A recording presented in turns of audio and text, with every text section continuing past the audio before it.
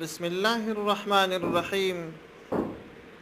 یو ورور پوښتنه کړې ده، وایي که چیرې د سړي د سترګو په وړاندې یو سړی قصدا نیت کړې روژه وخوري، نو د دغه سړي په وړاندې د سړي مسؤلیت څه دی؟ د دغه ورور د پوښتنې په جواب کې باید ووایم چې شرعي حکم دا دی چې پیغمبر صلی الله علیه وسلم فرمایي فمن رأى منکم منکرا فلیغیره بیده. وایي که چیرې تاسې کوم بد کار ولیدئ نو بیا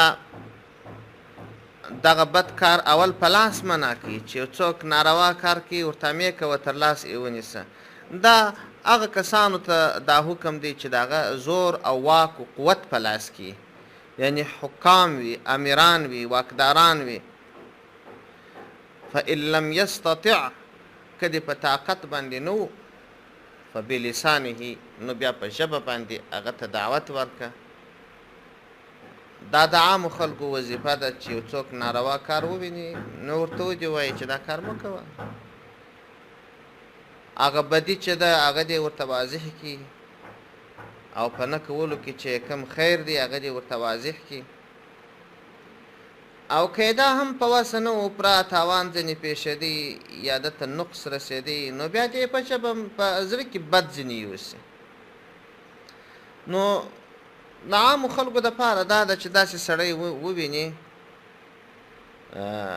دغه سړی دې د روژې څخه منع کړي.